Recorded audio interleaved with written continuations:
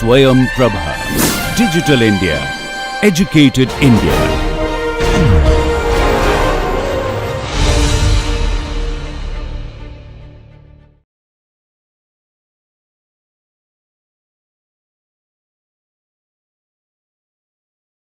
So I'd like to wrap up today with an interesting problem that's kind of related to what we were just talking about.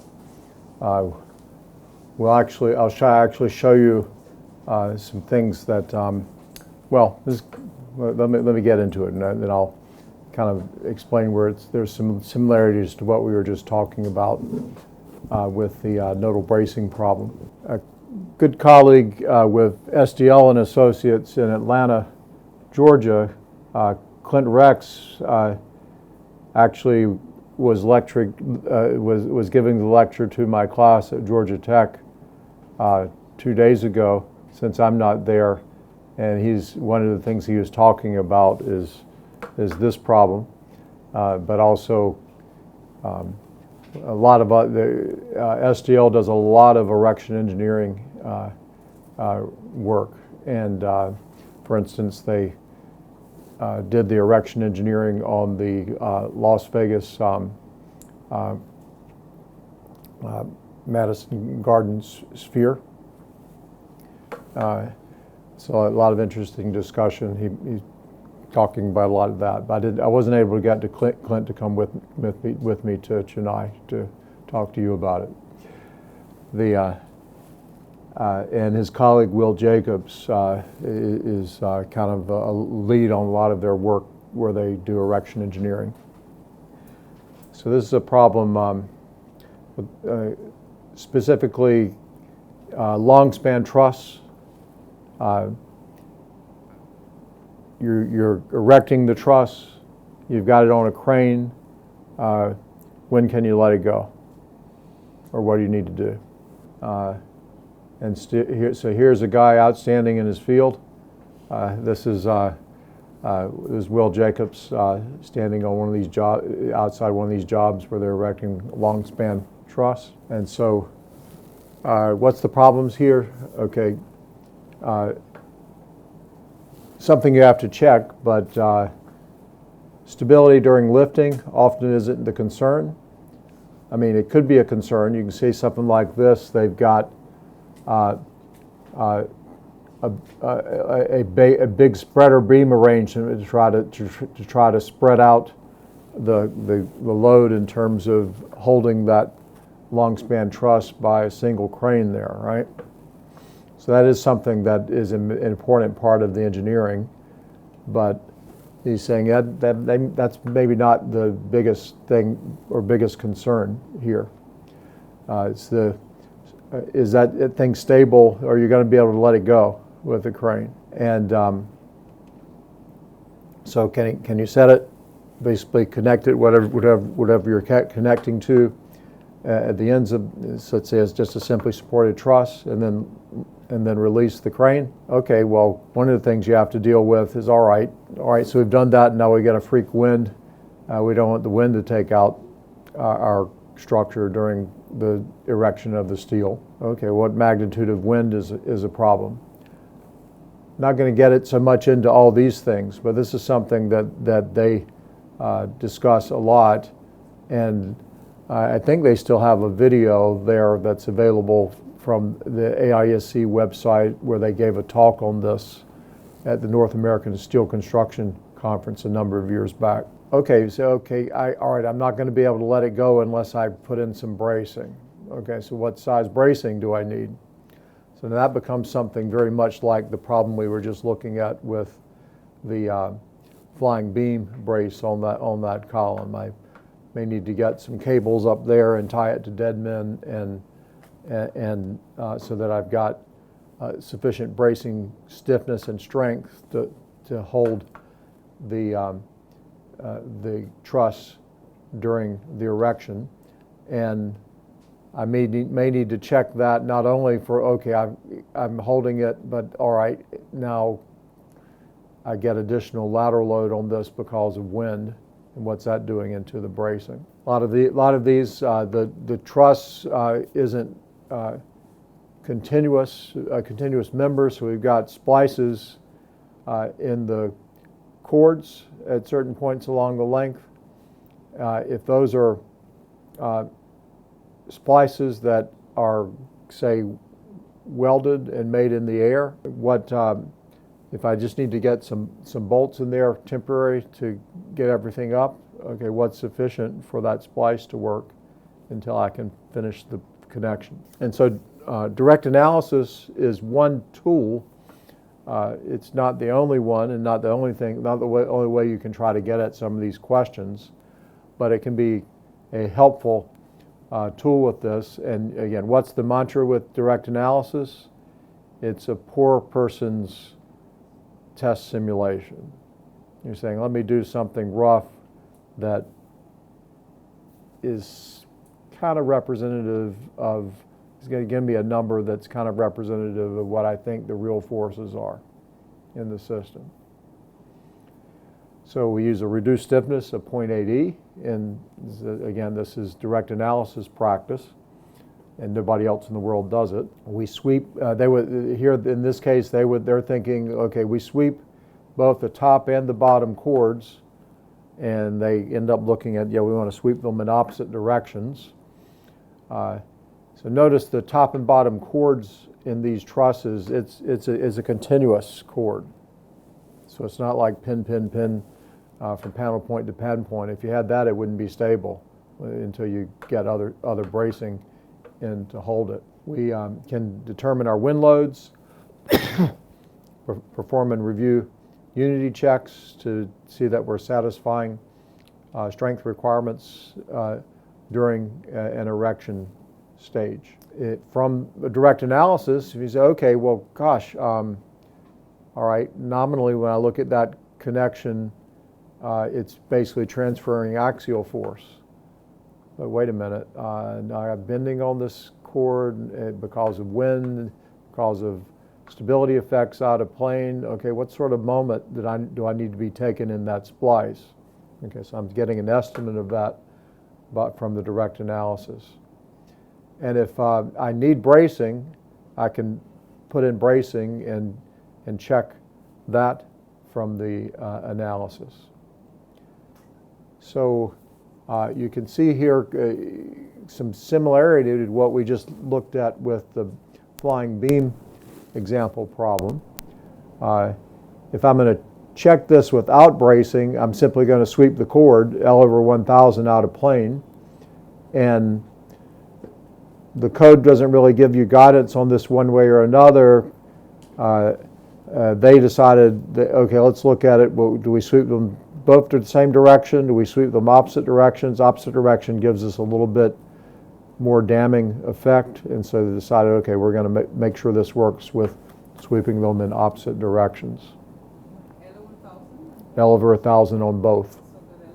Yeah, so you got a pretty good twist there in the middle of the truss. You could argue that's too much, but that's what they felt they were comfortable with doing. If you determine you need a mid-span brace, this would be the geometric imperfection that you want to use to say, okay, well, I've got a brace there because of the stability effects. This bow is tending to cause displacement that's going to put force into the bracing. How is the bracing working to help resist and hold the truss? And then once you've looked at bracing, you say, okay, I've got bracing that works.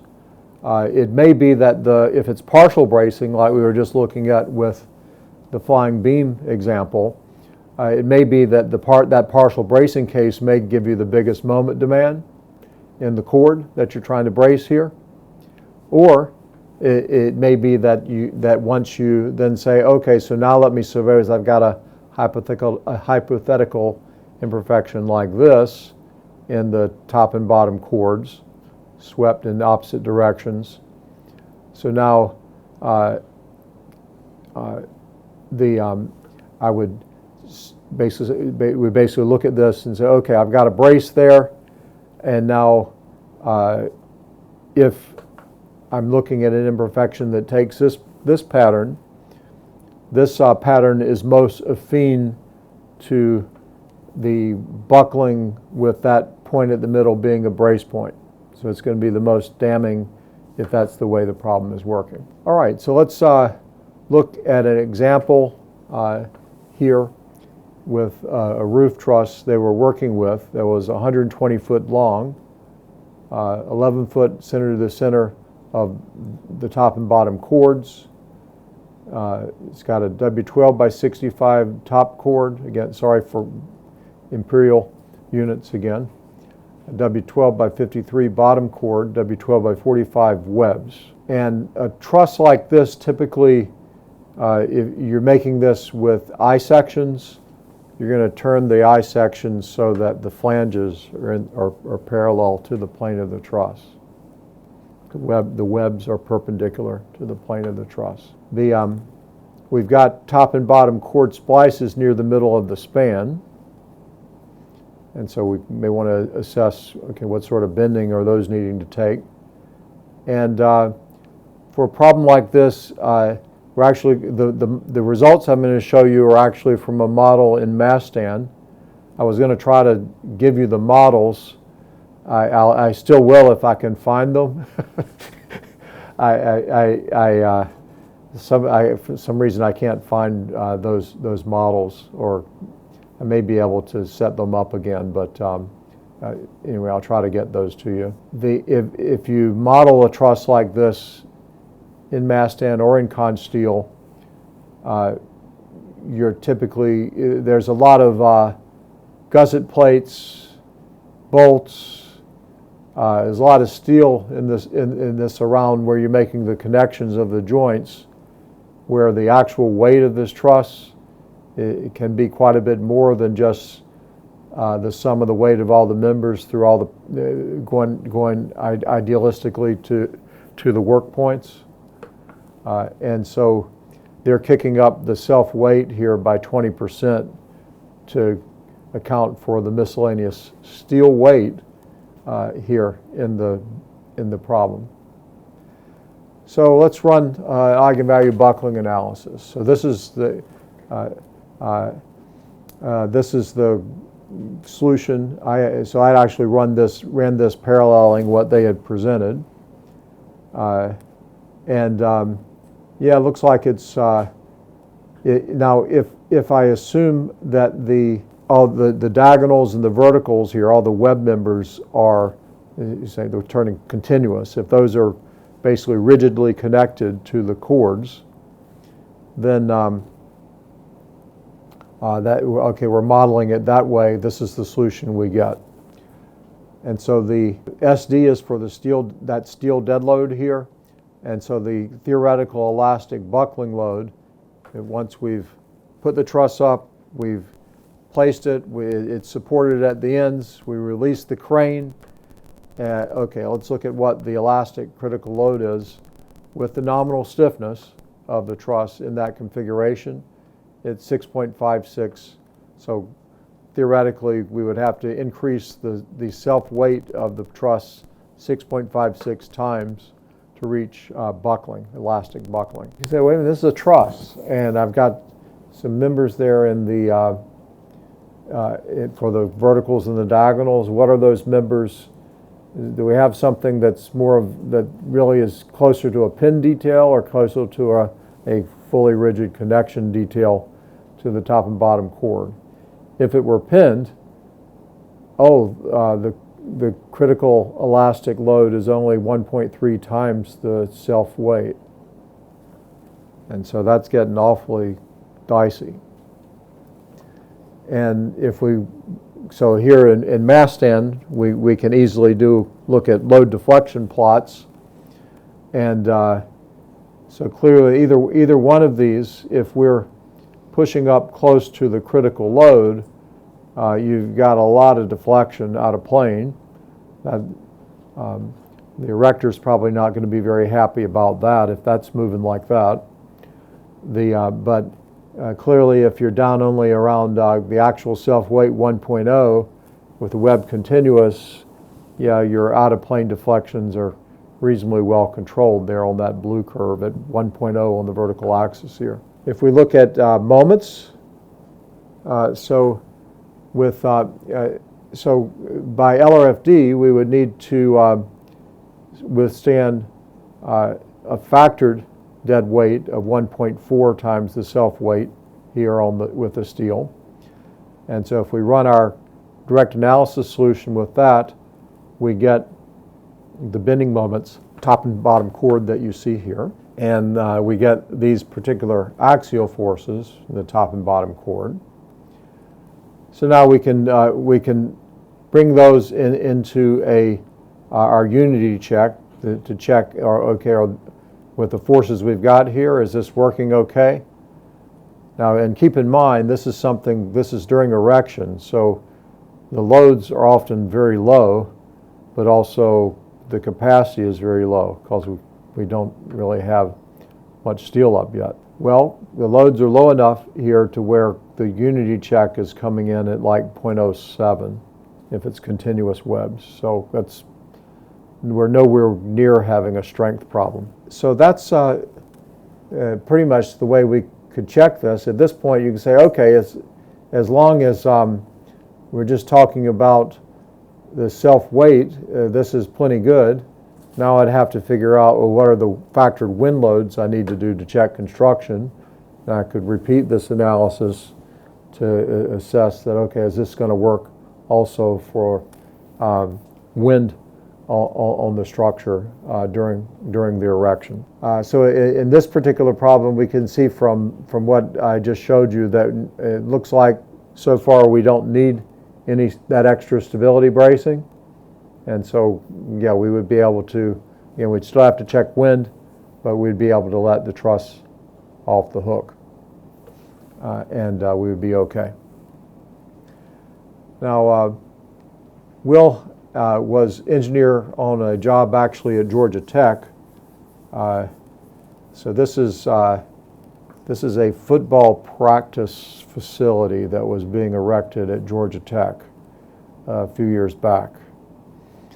And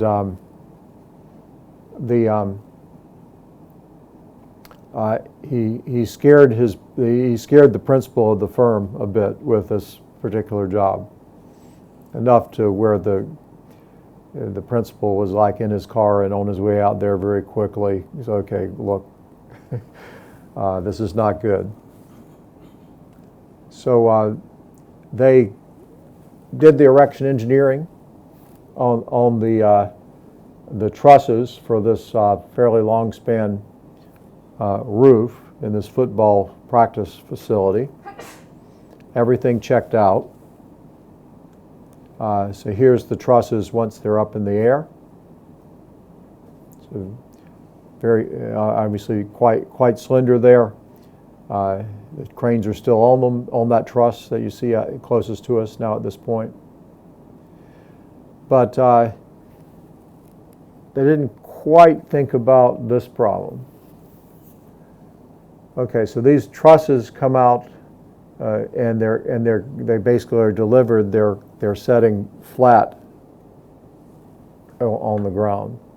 So now the steel erector needs to erect it. They need to get them vertical. And so, all right, so they're starting to lift this with the crane and get it in that configuration. And so you can see there's a lot of guys standing around the truss looking at it at this point. And we go to the next photo. They're getting out of Dodge. There's nobody standing near that thing anymore. So this is where Will's calling his boss. This doesn't look good. He said, okay, I'm on my way. and they eventually got this thing vertical, but with a nice little bow, permanent bow put into this, which they could take out. I think they pretty much took it out by tying it together with the rest of the structure, but that was not.